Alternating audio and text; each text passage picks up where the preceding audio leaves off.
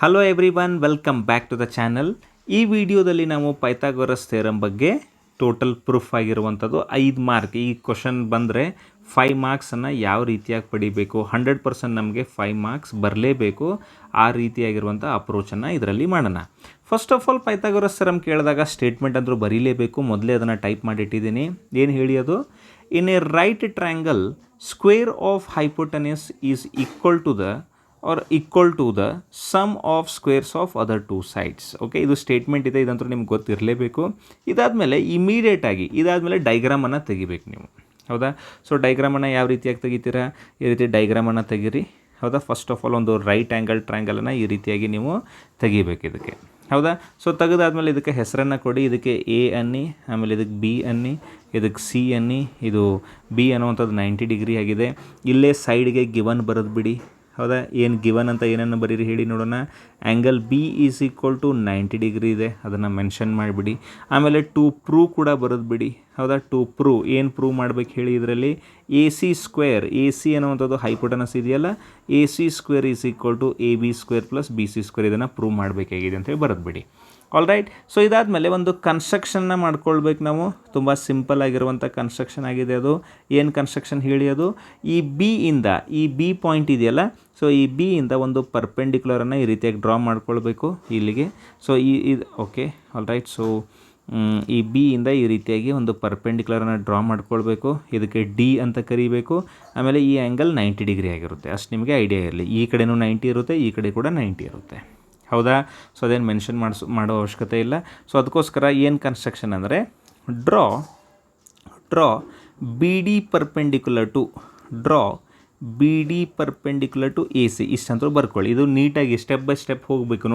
ನೋಡಿ ಮೊದಲೇನಿದೆ? ಸ್ಟೇಟ್ಮೆಂಟ್ ಇದೆ, ಆಮೇಲೆ ಡೈಗ್ರಾಮ್ ಬರ್ತಾ ಇದೆ, ಆಮೇಲೆ ಗಿವನ್ ಬರ್ತಾ ಇದೆ, ಟು ಪ್ರೂವ್ ಬರ್ತಾ ಇದೆ, ಈಗ ಕನ್ಸ್ಟ್ರಕ್ಷನ್ ಬಂತು. ಕನ್ಸ್ಟ್ರಕ್ಷನ್ ಆದಮೇಲೆ ಇನ್ನು ಡೈರೆಕ್ಟಾಗಿ ಪ್ರೂಫ್ಗೆ ಹೋಗೋಣ. ಓಕೆ, ತುಂಬ ಇಂಪಾರ್ಟೆಂಟ್ ಆಗಿರುವಂಥದ್ದು. ಸೊ ತುಂಬ ಈಸಿ ಕೂಡ ಇದೆ ಇದು. ಸೊ ನೋಡಿ, ಇಲ್ಲಿ ಎ ಬಿ ಸಿ ಅನ್ನುವಂಥ ದೊಡ್ಡ ಟ್ರ್ಯಾಂಗಲ್ ಇದೆಯಲ್ಲ, ಇದ್ರ ಜೊತೆಗೆ ಒಂದು ಚಿಕ್ಕ ಟ್ರ್ಯಾಂಗಲ್ ಇರುತ್ತೆ, ಅದು ಎ ಬಿ ಡಿ ಅಂತ ಕರಿತೀವಿ. ಆಮೇಲೆ ಇನ್ನೊಂದು ಬಿ ಡಿ ಸಿ ಅಂತ ಕರಿತೀವಿ. ಸೊ ಈ ದೊಡ್ಡ ಟ್ರ್ಯಾಂಗಲ್ಗೆ ಈ ಚಿಕ್ಕ ಟ್ರ್ಯಾಂಗಲ್ ಇರುತ್ತಲ್ಲ, ಈ ಚಿಕ್ಕ ಟ್ರ್ಯಾಂಗಲ್ ಇರುವಂಥದ್ದನ್ನು ಸಿಮಿಲರ್ ಅಂತ ತೋರಿಸ್ಬೇಕು. ಈ ದೊಡ್ಡ ಟ್ರ್ಯಾಂಗಲ್ಗೆ ಮತ್ತು ಈ ಕೆಳಗಡೆ ಇರುವಂಥ ಇನ್ನೊಂದು ಚಿಕ್ಕ ಟ್ರ್ಯಾಂಗಲ್ ಇದೆಯಲ್ಲ, ಅದನ್ನು ಸಿಮಿಲರ್ ಅಂತ ತೋರಿಸ್ಬೇಕು. ನಮ್ಮ ರಿಸಲ್ಟ್ಸ್ ಬರುತ್ತೆ. ಯಾವ ರೀತಿಯಾಗಿ? ಒಂದನೇದು ಎ ಬಿ ಡಿ ಮತ್ತು ಇನ್ನೊಂದು ಯಾವುದು? A B C. ಅದನ್ನು ಬರ್ಕೊಂಬಿಡೋಣ. Okay, in triangle A B D and triangle A B C, ಇವೆರಡು ಟ್ರ್ಯಾಂಗಲಲ್ಲಿ ನೀವು ಅಬ್ಸರ್ವ್ ಮಾಡಿದಾಗ angle A is equal to angle A ಅನ್ನೋಂಥದ್ದು ಏನಾಗುತ್ತೆ ಅಂದರೆ ಕಾಮನ್ ಆ್ಯಂಗಲ್ ಆಗುತ್ತೆ ಇದು. ಹೌದಾ? ಎ ಬಿ ಡಿ ಮತ್ತು ಎ ಬಿ ಸಿ ಇನ್ನೊಂದ್ಸರಿ ಅಬ್ಸರ್ವ್ ಮಾಡಿ. ಎ ಬಿ ಡಿ ಮತ್ತು ಎ ಬಿ ಸಿ ಅಲ್ಲಿ ಎ ಅನ್ನೋಂಥದ್ದು ಕಾಮನ್ ಆಗುತ್ತೆ. ಅದಾದಮೇಲೆ ಮೊದಲೇನು ತೊಗೊಂಡಿದ್ದೀವಿ ನಾವು? ಎ ಬಿ ಡಿ ಅಂತ ತೊಗೊಂಡಿದ್ವಲ್ಲ, ಇದರಲ್ಲಿ ಆ್ಯಂಗಲ್ ಡಿ ಅಂದರೆ ಎಷ್ಟಿದೆ ನೋಡಿ? ಈ ಆ್ಯಂಗಲ್ ಡಿ ಅಂದರೆ 90 ಡಿಗ್ರಿ ಇದೆ ಅದು. ಸೊ ಆ್ಯಂಗಲ್ ಡಿ 90 ಡಿಗ್ರಿ ಇದೆ ಈ ಟ್ರ್ಯಾಂಗಲಲ್ಲಿ. ಎ ಬಿ ಡಿಯಲ್ಲಿ ಡಿ ಅಂದರೆ 90, ಎ ಬಿ ಸಿಯಲ್ಲಿ ಬಿ ಅಂದರೆ 90. ಅದಕ್ಕೆ angle D equal to angle B equal to 90 degree ಅಂತ ಬರೀತೀನಿ ನಾನು. ಹೌದಾ? So angle D is equal to angle B is equal to 90 degree ಅಂತ ಬರೀತೀನಿ. ಯಾಕಂದರೆ ಗಿವನ್ ಆ್ಯಂಡ್ ಕನ್ಸ್ಟ್ರಕ್ಷನ್, ಸೊ ಕೊಟ್ಟಿರುವಂಥ ಡೇಟಾ ಮತ್ತು ಕನ್ಸ್ಟ್ರಕ್ಷನ್ ಮಾಡಿರೋಂಥ ನನಗೆ ಗೊತ್ತಾಯ್ತಿದ್ದು. ಸೊ ಅದಕ್ಕೋಸ್ಕರ ಏನಂತ ಬರೀತೀನಿ ಅಂದರೆ by a similarity, very important, ತುಂಬ ಇಂಪಾರ್ಟೆಂಟ್ ಆಗಿರುವಂಥದ್ದು ಇದು. ಬೈ ಎ ಸಿಮಿಲಾರಿಟಿ ಯಾವ ರೀತಿಯಾಗಿ ಬರೀಬೇಕು ನೋಡಿ. ಮೊದಲು ಟ್ರ್ಯಾಂಗಲ್ ಎ ಬಿ ಡಿ ಅಂತೂ ಬರೆದುಬಿಟ್ಟೆ ನಾನು.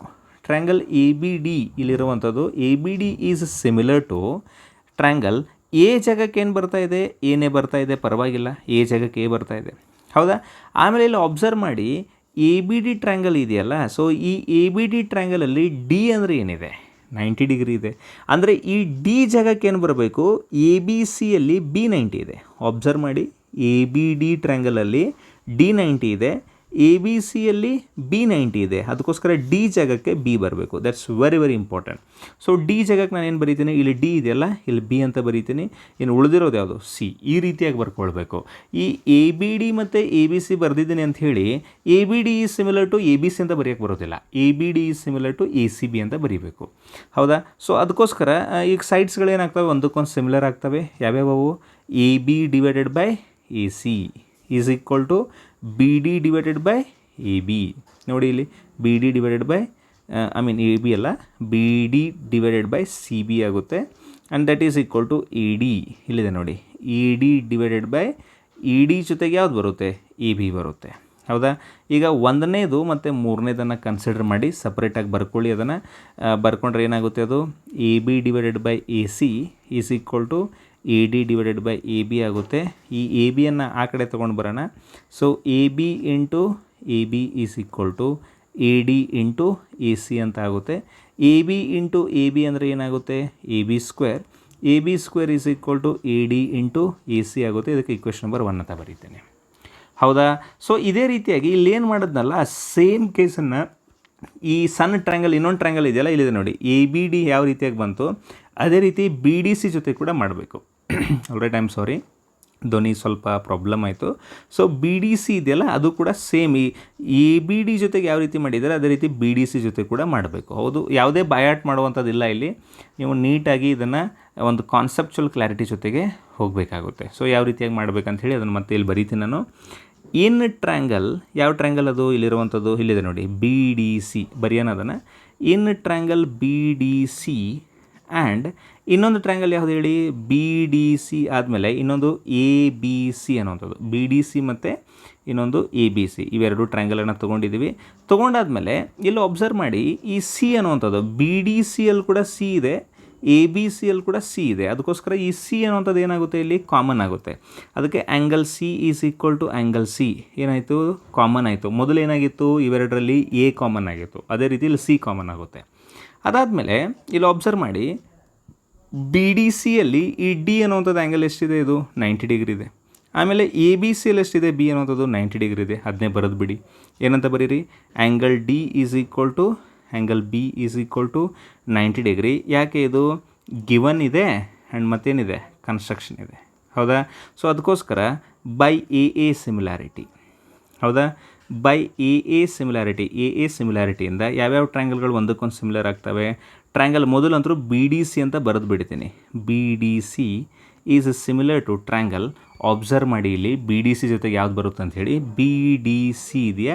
ಸೊ ಸಿ ಅಂದರೂ ಕಾಮನ್ ಇದೆ, ಅಂದರೆ ಸಿ ಜಾಗಕ್ಕೆ ಬಿ ಡಿ ಸಿ ಮತ್ತು ಎ ಬಿ ಸಿಯಲ್ಲಿ ಸಿ ಕಾಮನ್ ಇರೋದ್ರಿಂದ ಬಿ ಡಿ ಸಿಯಲ್ಲಿ ಸಿ ಇಲ್ಲಿ ಬಂದಿದೆ ಅಂದರೆ ಎ ಬಿ ಸಿ ಕೂಡ ಅಲ್ಲೇ ಬರಬೇಕು. ಅದಕ್ಕೋಸ್ಕರ ಮೊದಲೇ ನಾನು ಸಿ ಅಂತ ಬರೆದು ಬಿಡ್ತೀನಿ. ಇಲ್ಲಿ ನೋಡಿ, ಇಲ್ಲಿ ಬಿ ಡಿ ಸಿ ಇದೆಯಾ, ಸಿ ಜಾಗಕ್ಕೆ ಸಿ ಬರೆದು ಬಿಡ್ತೀನಿ. ಆಮೇಲೆ ಡಿ ಅಂದರೆ ಎಷ್ಟಿದೆ, ಇದು 90 ಡಿಗ್ರಿ ಇದೆ. ಡಿ ಜಾಗಕ್ಕೇನು ಬರಬೇಕು, ಬಿನೇ ಬರಬೇಕು. ಸೊ ಅದಕ್ಕೆ ಡಿ ಜಾಗಕ್ಕೆ ಏನಂತ ಬರೀತೀನಿ, ಬಿ ಅಂತ ಬರೀತೀನಿ, ಇನ್ನು ಎ ಬಿ ಸಿ ಆಗುತ್ತೆ. So B D C is similar to A B C. ಹೌದಾ. ಇಲ್ಲಂತರೂ ಡೈರೆಕ್ಟಾಗಿ ಬಂತದು B D C and A B C. But ನೀವು ಅಬ್ಸರ್ವ್ ಮಾಡಬೇಕಾಗಿದ್ದು, ಮತ್ತೊಮ್ಮೆ ಹೇಳ್ತಾ ಇದ್ದೀನಿ ನಾನು, ಇಲ್ಲಿ ನೋಡಿ, ಈ ಸಿ ಅನ್ನೋದು ಕಾಮನ್ ಇದೆ. ಆಮೇಲೆ ಈ ಡಿ ಜಾಗಕ್ಕೆ ಬಿ ಬರಬೇಕು. ಆಮೇಲೆ ಉಳಿದದ್ದು ಏನಾಗುತ್ತೆ ಆಗಲಿ ಅದು. ಹೌದಾ.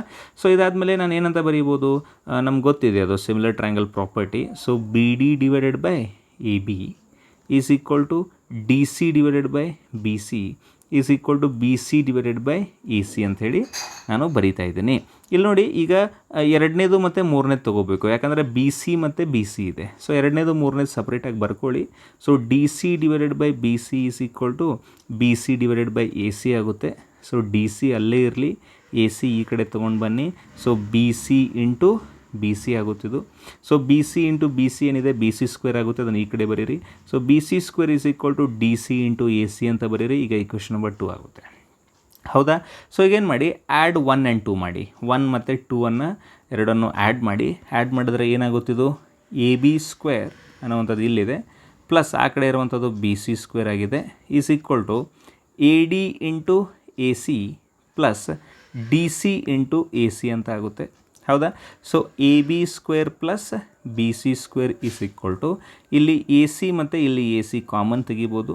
ತೆಗೆದ್ರೆ ಒಳಗಡೆ ಉಳಿಯೋದು A D plus D C ಅಂತ ಉಳಿಯುತ್ತೆ. ಹೌದಾ. ಸೊ ಮುಂದೆ ಹೋಗಿ A B square plus B C square is equal to A C into A D plus D C ಏನಿದೆ ನೋಡಿ, ಇಲ್ಲಿ A D plus D C ಅಂದರೆ A D plus D C ಅಂದರೆ ಎ ಸಿ ಆಗುತ್ತೆ ಇದು. ಹೌದಾ. So A D plus D C ಅಂದರೆ A C ಆಯ್ತಿದು. ಸೊ ಅದಕ್ಕೋಸ್ಕರ A B square plus B C square is equal to ಏನಾಗುತ್ತೆ, A C into A C ಅಂದರೆ A C square. ಅದನ್ನೇ ಉಲ್ಟಾ ಬರೀರಿ, A C square is equal to A B square plus B C square. To prove ಅಲ್ಲಿ ಇದೇ ಇತ್ತು. So ಅದಕ್ಕೋಸ್ಕರ ಲಾಸ್ಟ್ಗೆ ನೀವು ಹೆನ್ಸ್ ಪ್ರೂವ್ಡ್ ಅಂತ ಬರೀಬೋದು. ಹೌದಾ. ಸೊ ಇದರಲ್ಲಿ ಮೇನ್ ಇರುವಂಥ ಸ್ಟೆಪ್ಸ್ ಯಾವುದು ಗೊತ್ತಾ, ಇಲ್ಲಿ ಸಿಮಿಲಾರಿಟಿ ತೋರಿಸಿದ್ದೀನಲ್ಲ, ಇಲ್ಲಿ ಯಾವುದು ಇಲ್ಲಿ ಎ ಬಿ ಡಿ ಮತ್ತು ಎ ಬಿ ಸಿ ಬರೆದಿದ್ದೀನಿ ಅಂಥೇಳಿ A B D A B C ಬರಬೇಕಂತೇನಿಲ್ಲ. ಎ ಬಿ ಡಿ ಜೊತೆಗೆ ಏನು ಬಂದಿದೆ ನೋಡಿ, ಎ ಸಿ ಪಿ ಬಂದಿದೆ. ಹಿಂಗೆ ಬಂದರೆ ಮಾತ್ರ ಕರೆಕ್ಟ್ ಆಗುತ್ತೆ.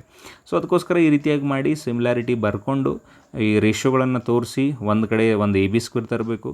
ಅದೇ ರೀತಿಯಾಗಿ ಇನ್ನೊಂದು ದೊಡ್ಡ ಟ್ರಯಾಂಗಲ್ ಮತ್ತು ಚಿಕ್ಕ ಟ್ರಯಾಂಗಲನ್ನು ತೊಗೊಂಡು ಇಲ್ಲಿ ಬಿ ಸಿ ಸ್ಕ್ವೇರ್ ಬರೆಸಬೇಕು. ಹೌದಾ, ಬರೆಸಿ ಅವನ ಎರಡನ್ನು ಆ್ಯಡ್ ಮಾಡಿದಾಗ ನಮಗೆ ಪೈಥಾಗೋರಸ್ ಥಿಯರಮ್ ಏನಾಗುತ್ತೆ, ಪ್ರೂವ್ ಆಗುತ್ತೆ.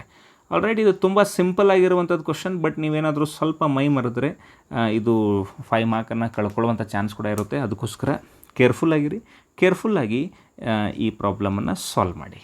All right then, thank you very much. Have a good day and bye.